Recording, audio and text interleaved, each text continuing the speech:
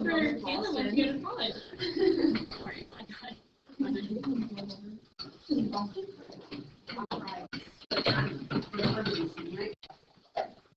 okay, so we're going to set up our window for the x piece to be between -2 and 4, and you may have to adjust the y piece to get the absolute max and min. So let's go through window -2 to 4. I'll just put a scale of 1. I'll start with -10 to 10 and see how that works. Okay, that's not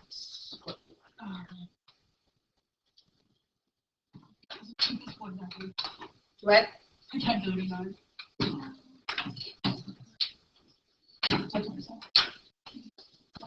There's y equals x squared.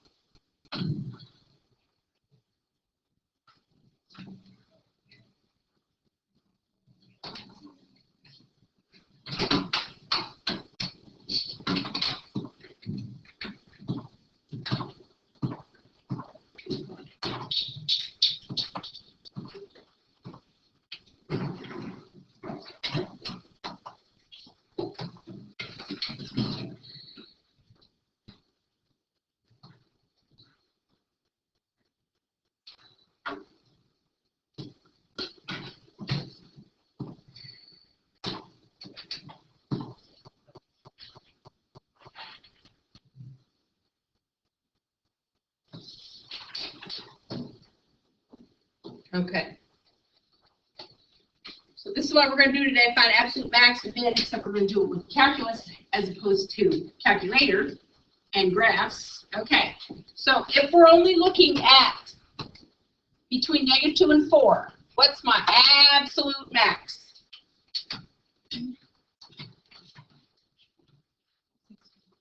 Where it looks like it's right here. Right? Okay.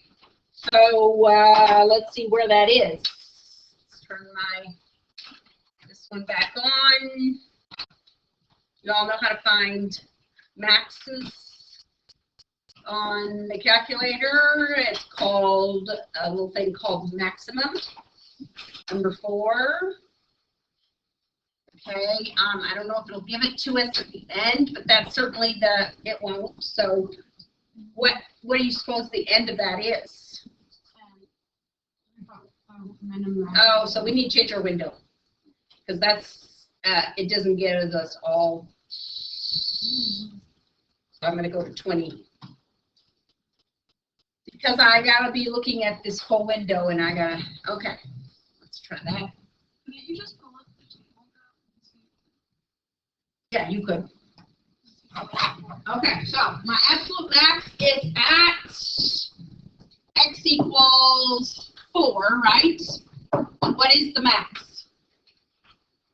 What do you get when you put in 4? 16. Okay? So your absolute max is 16. Your absolute min is what? 0 at x equals 0. Okay? We're just getting used to the language. We have had this language before, but in a little bit different manner. Okay. So, do we need to do anything with easy x? It looks like we got that one cut off too. We didn't. Okay, so I'm done with that one. And I need to change. Let's see how that window works. I change it to 20. Oops, I didn't get it turned on, I guess.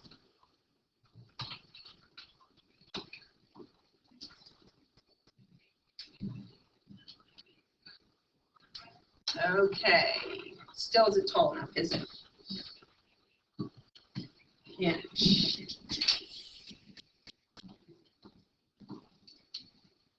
So we have a question, Megan. You have a question? Yeah, how is the max? Like I know it goes in 4, but Because this is the highest point, is it not? does it make you go bigger? well, not if we're only looking at that piece. We're only looking between -2 and 4, so we're finding the highest maximum in that window. Okay, but yeah, you're right, it does keep going. Highest point in this window. All right, okay? I still don't think I found this. Dang it. Went to 30, I guess we'll go to 50. Okay. I don't want to. I want to graph. That's why. You know? All right. So my highest point is right here again, right? What is that point? Again, it's at x equals 4. What's the point? And pull it up, Anna. Why didn't you tell me? You asked me twice this week. 54 point what? 598. So basically it's e to the 4th. Okay? If you needed an exact, which we really don't. Okay, what's the absolute min? This is the absolute max, again, in the window. Where would you, it's over here, right? Okay, at x equals -2, and what's that number? E to the -2, which is 1, 3, 5. Okay. All right, there's the min. Okay. We didn't get low enough for this one either, did we? We just didn't do so good with that. So I got to go to, let's do -42 covered here. Stop. We won't move until you let it go. No, if you press on, it will stop. Yep. Some, you gotta, it will stop it, graphing it, because sometimes you don't want it to graph. When you started, you're like, if you press the off or the on. All right, that's better. Okay. My absolute max looks like it's about right around here. Let's use the, haven't done this yet. Absolute max, number 4, maximum. We got to get on the left of where we think the highest point is. So I'm going to go over here, just somewhere on the left.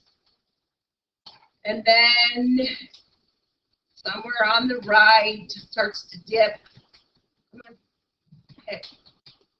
Right, and then it'll give it to me. I don't want to guess.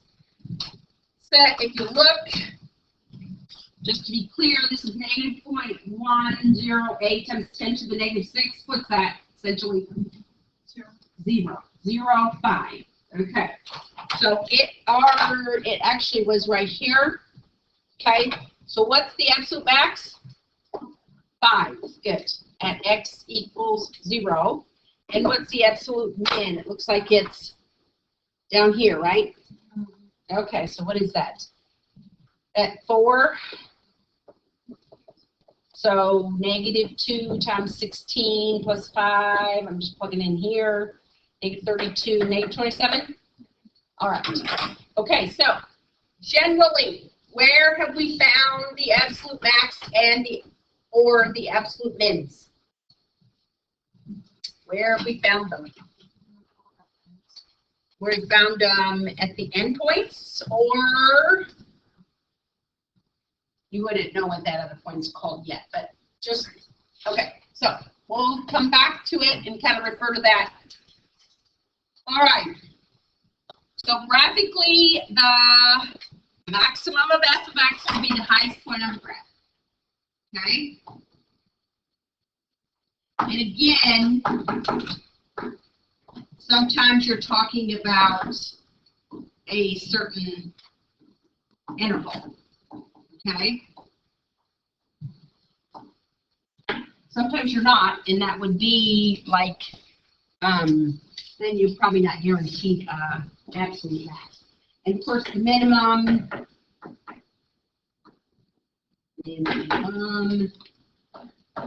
Again, sometimes we're talking about a certain interval.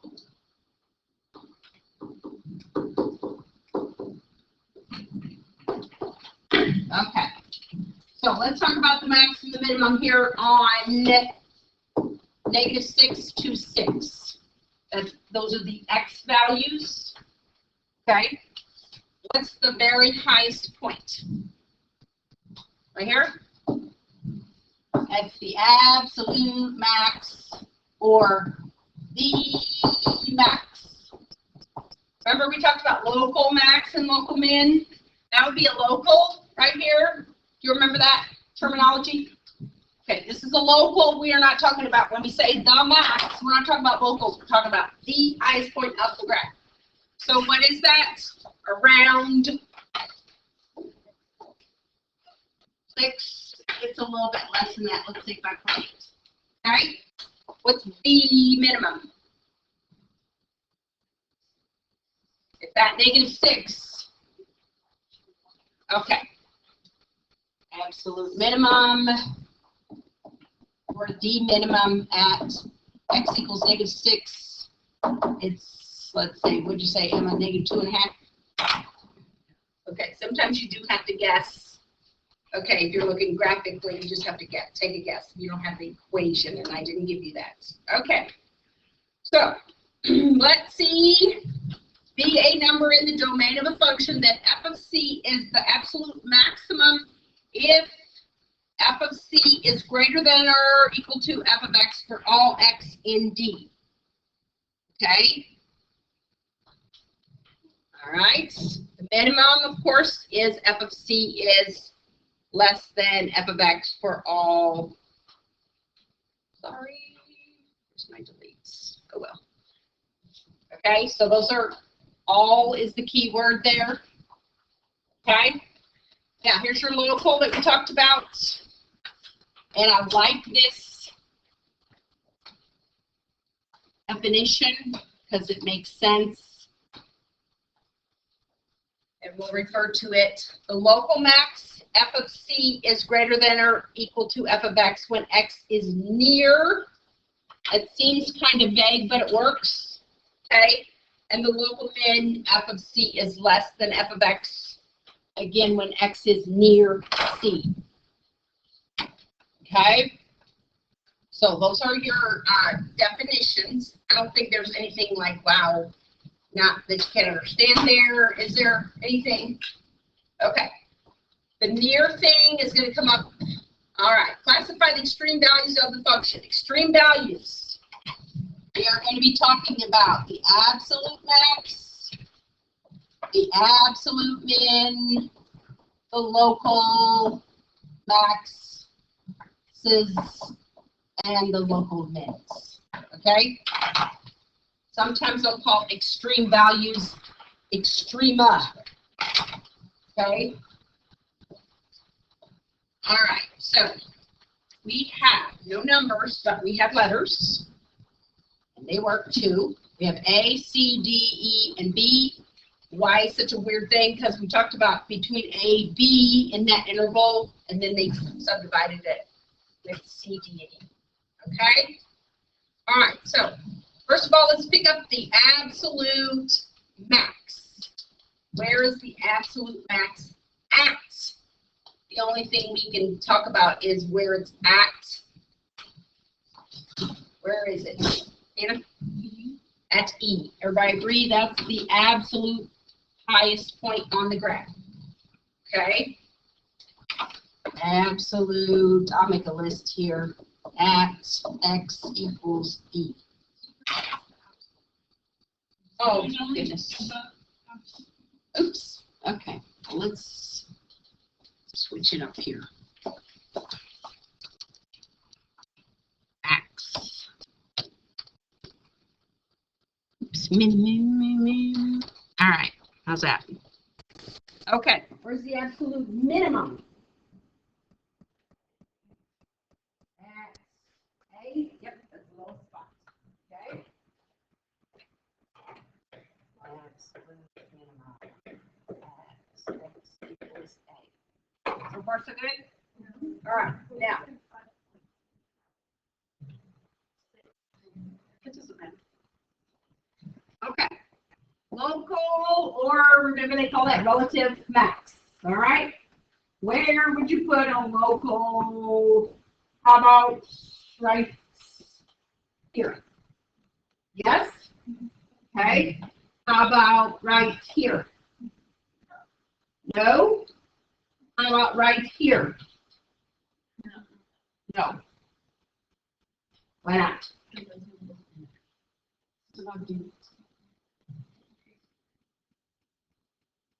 What?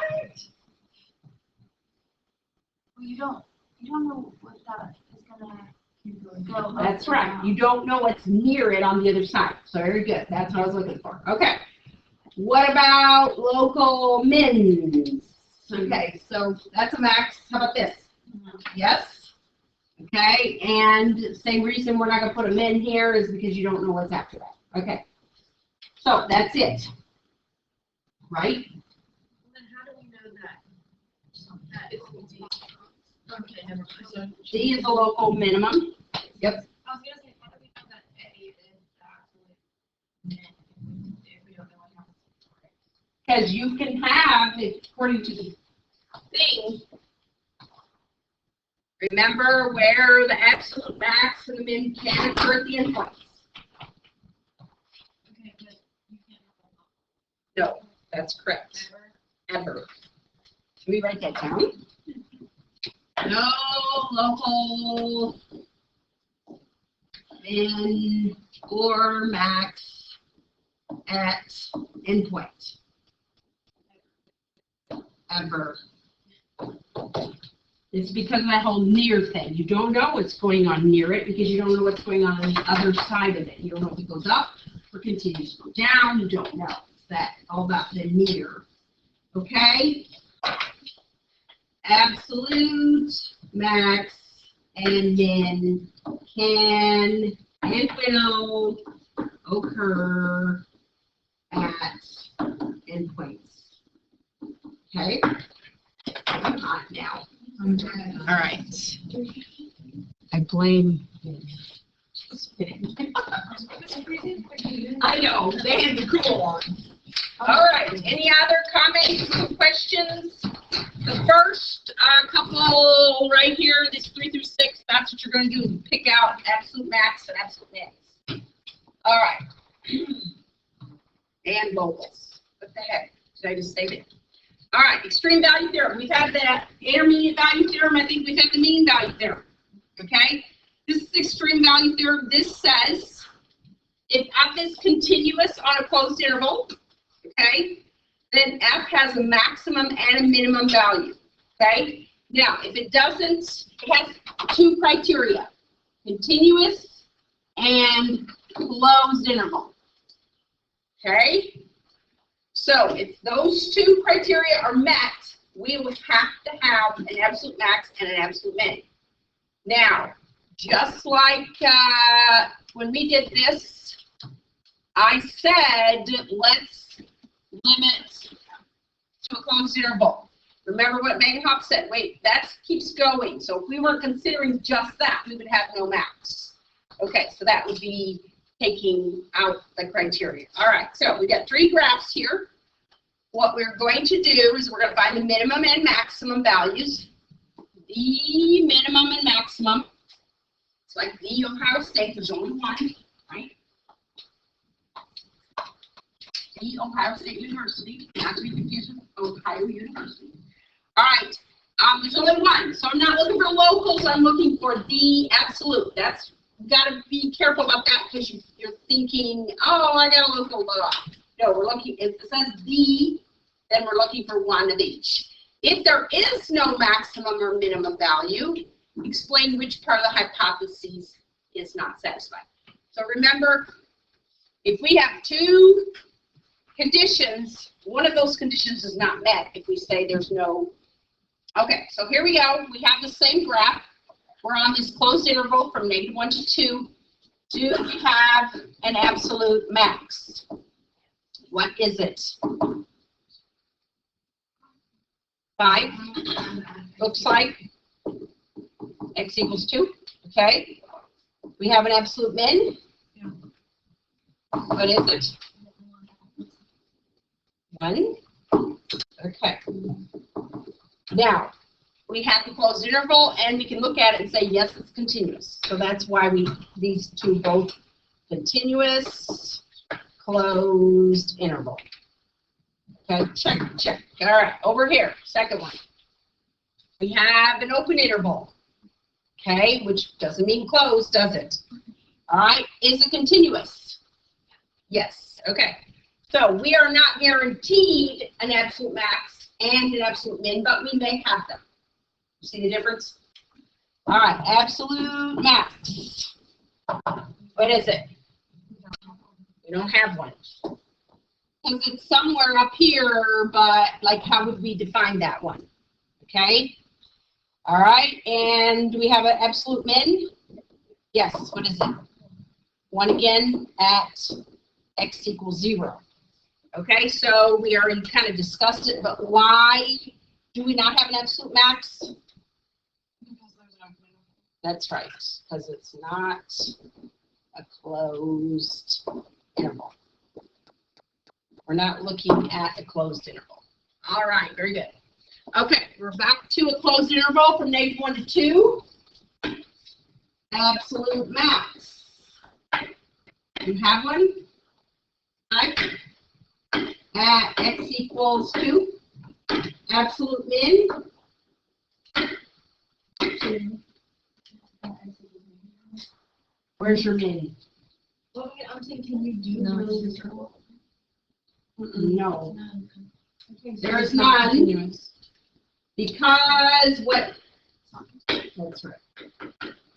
And you're just saying why you may not have it, okay? So it's not saying you could have one, but you're guaranteed if these two are met. Okay, you all want to see my extreme picture?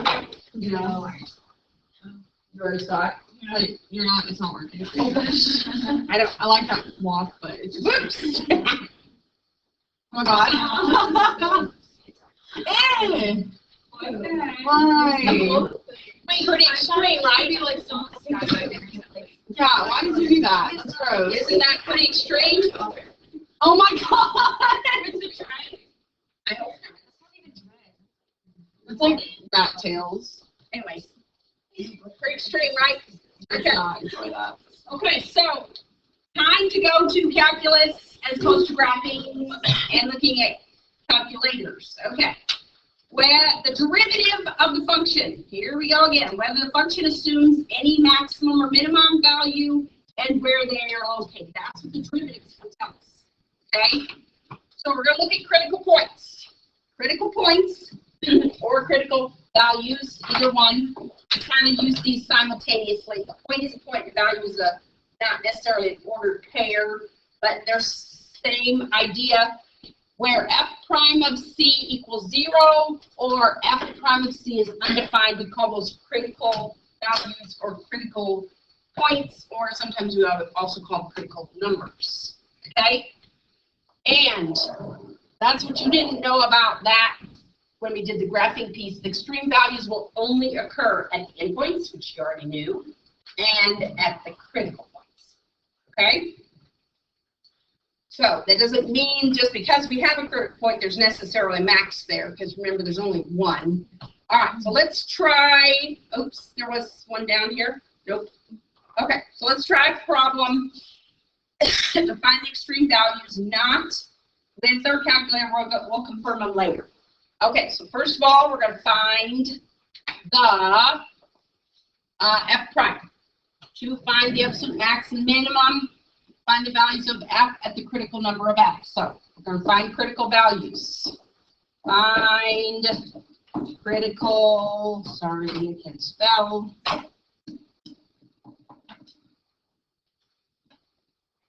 Okay.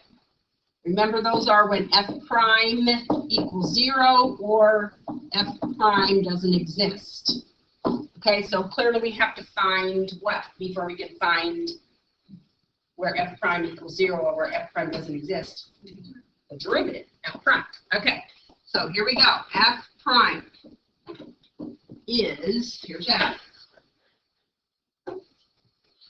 Okay, F prime. What is F prime? Megan Cook.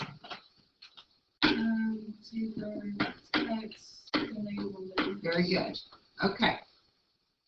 So now we have to set that equal to 0 and solve it, or we have to figure out where it is undefined. Okay? All right. How would you want to solve that? This is where good algebra skills come in here. Holly? 4/2. Okay? So we now have this, right? Okay, now what? Most of y'all don't deal with negative exponents very well. We do 1. Okay, that's probably more helpful. When is 1/x to the 1/3? Remember, that's the cube root of x equal to 0. There's 4, yeah, we haven't done that side yet. Oh, I thought you can't. Go ahead. I was gonna say 1/0 is there, or isn't here. Okay, so there's not going to be any values here. That, remember, on a fraction, your top number has to be 0 in order for the fraction to be 0. 0/2 is 0. 0/5 is 0. 0/x is 0. But with that 1 there, so now let's start here. When will this not exist? When x equals 0. So x equals 0 is our critical value. Okay? So we found the critical values. Right? Any questions? Sometimes that gets tricky as far as like algebra goes, but you're going to set it up and solve. Sometimes you're going to have both. Sometimes you're going to have one or the other. Yes? Like that worked out. Well, then you just have another critical value. How would you find where this If you have a fraction, then you wouldn't have any place except it didn't exist. We may have this, we may have this, we may have both. how do you find it? Well, you just do the algebra, whatever it takes, you do it. We'll get there, don't worry. Okay, so we found the values of the critical values. Okay, step 2, find the values of f at the endpoints. All right, so this is our next step. F of 0, f of where are our endpoints? -2 3. Okay. These go in the f function, ladies. We're trying to find the values of f. Okay, so 0 to the 2/3 is what? 0. -2 to the 2/3. Go ahead and put that in your calculator. But you should know it's going to be positive number because I'm squaring -2 to the 2/3. I mean, I'm squaring the cube root.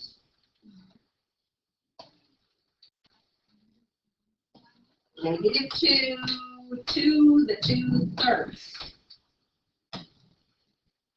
Okay, 1.587. You all get why that's positive, right? Cube roots. We had negative, and then we square a negative, and we get positive. Okay, 3 to the 2/3. What's that? That's another positive number, but what is it? 2.080. Exactly. Okay. All right. Now we have. Remember, we only keep our absolute values. It can only occur at critical values or at the endpoints. These are the possible absolute max. We have a continuous function on a closed interval. We have to have an absolute max. Okay? which is your absolute max? Right here. Because that's your highest number. Where is your absolute min? Right here. Okay? So, for absolutes, we found the values of the critical number, we found the values of the endpoints. The largest is the absolute max, the smallest is the absolute min. So that's the process of going through finding critical values, plugging them into the F function. We're not doing interval testing, right, for this particular problem. Okay? Any questions? I know, Megan, you still have a question, and I hope it'll be answered next time.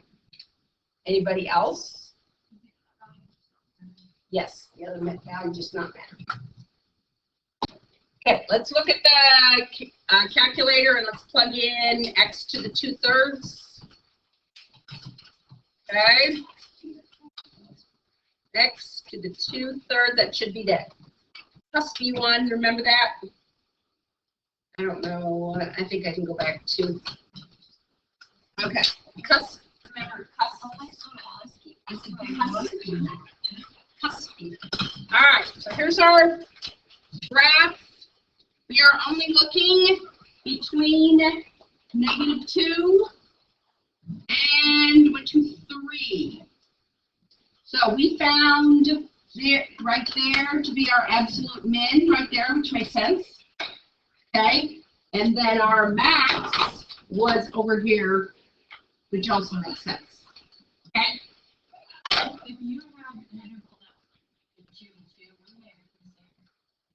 Yes. Then what? Then you would say you have 2 absolute max. And what? Yes.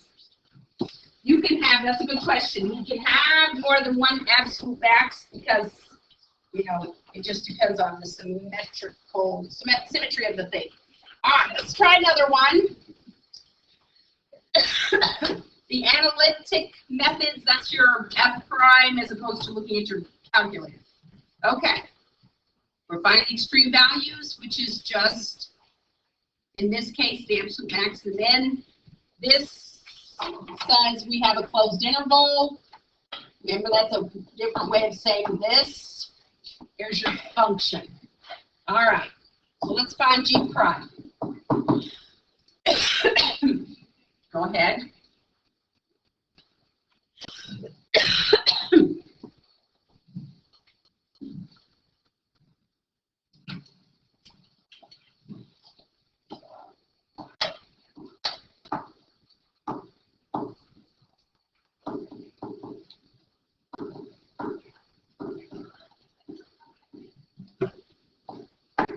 Okay, basically a 3-step problem. All right, who's got G prime here? Emily? You got G prime? Maybe? Let's hear it. That says e to the negative x. Oh, Okay, well, it is. I don't know what happens. I think your OneNote sometimes dissolves things, but I don't know why. No, it's on there. I can see that. It's just really small. Okay. So that changes things, right?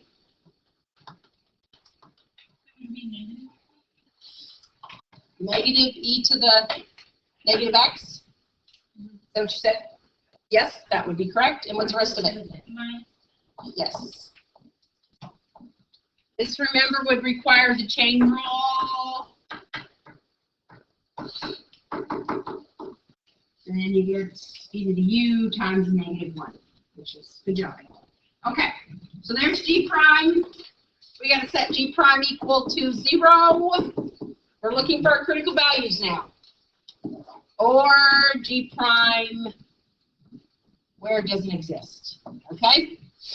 All right, so negative e to the negative x minus 10x equals 0. Okay? How do you want to solve that? Again, probably that negative exponent is not a good plan for y'all because you don't have a lot of experience with it. So what do we want to change that to, Lizzie?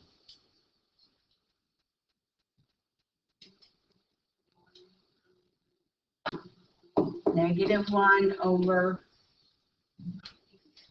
Okay. All right. This negative has nothing to do with that. So just leave it on top, just like you leave any other number on top. All right. Now what? Any suggestions, Kinsey?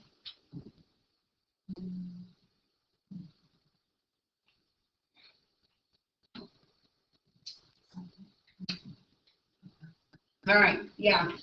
Take out your calculator and let's use our calculator to solve it. Now the problem is we got an x here and an x here. It's just going to be weird to solve. So put them in here, and we'll do an intersection. Negative. I guess we could do 1 over 80x. Okay. Or I'll just minus 10x, and then I'll just look for what? What do I want to look for here? A 0. Okay. Second trace, number 2 is 0. I think there's only 1 0 in between -4 and 2. It's got cut off. Wait, does that mean our y values are? What? -4 and 2 should be our y value, Hold on. or x, because I have it in my x, and there's 2 zeros. Yeah, I have it in my notes, Hold there's on. 2 zeros. Okay. Yeah, that's your x. Yeah, there's 2 zeros in between there. Yes, you're right. I was going to get it so that it's not getting cut off. So I need to change my y value. And I'm just going to kind of narrow this down to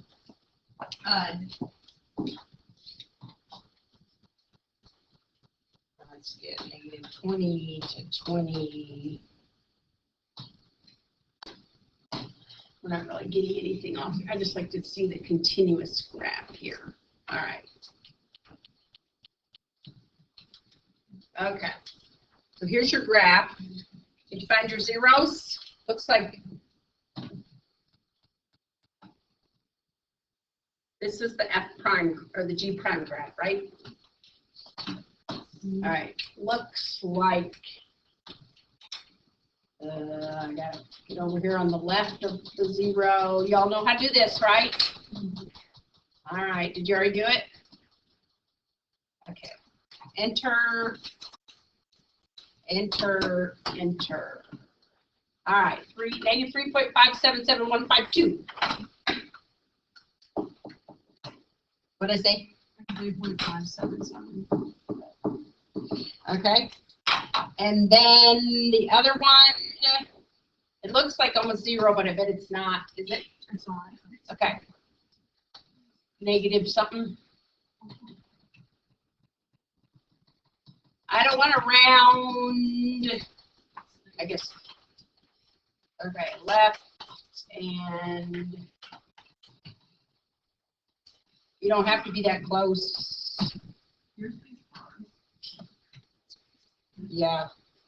And You know, instead of tapping it, you 1, can just 1, move 1. it down. What do you mean? Like instead of tapping it to move it over, you can just hold that arrow down.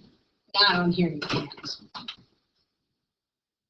You can't on this Smart View. You can't on yours, on your handheld. Okay. All right, so those are 2 critical values. So I'm going to circle those just so we remember those are critical values. Okay. And where does the G prime not exist? That would be a denominator issue. Is e to the x ever going to be equal to 0? No. So there's nothing here. Okay. All right. So we have 2 critical values. So we're going to do next step. We got G prime critical values. Plug them in. It's not F, it's G. Here we go. G of -3.577. Let's not get carried away. G of -0.112. I guess. Was that an 8? Okay. G of the endpoints. What are my endpoints? -4 and 2. All right. Now, remember G is this. It is not G prime that you just have in your calculator. So, reput your, you can erase that one, clear it, and remember G is e to the negative x. E to the negative, make sure you use the negative, not the subtraction. Minus 5x squared. Okay? Second trace value would probably be the quickest thing, even though it'll graph for us. And I don't really care that it's cutting off because I don't really need that information unless I want to confirm. Okay, so I want to put in negative 3.577. Okay, which is negative 28.2 something. All right, then negative 0.112. Don't you put it, do you put it back in the original equation? Yep. 1.055. Okay. Negative 4. You don't have to go back to the menu again. Negative 25 something. Really not be that big. 402. That's probably my max there. And 2. Negative 19. 865. What's the decimal on the 28? Did anybody get it? 208. Okay. Thank you. All right. Okay, so one of those is an absolute max because we have the criteria of continuous graph, even though it doesn't look like a continuous graph, it is. It just gets getting cut off. Okay. So this is your absolute what? That's your min. And your max is right here. That's the highest number, that's the lowest number. Okay? So, and that you could pretty much, let's see, negative 0.112, that would be probably right here. That's your max. In 2, yeah, 2, negative 4, that area. Okay, and then at negative 3, we have a minimum right there. Okay. So it does confirm it. You can confirm those. It's always a good idea to kind of look at those, especially when they're weird like that. Any questions? All right. Did I answer your question, Megan? About kind of. yes, it's pretty much a denominator thing. Let's just do. We have time. Okay, let's do another one. Let's let f of x be 2x minus 1 over x plus 4. And let's see, let's look on the interval -5 to 2. Okay? Let's find the max and the min.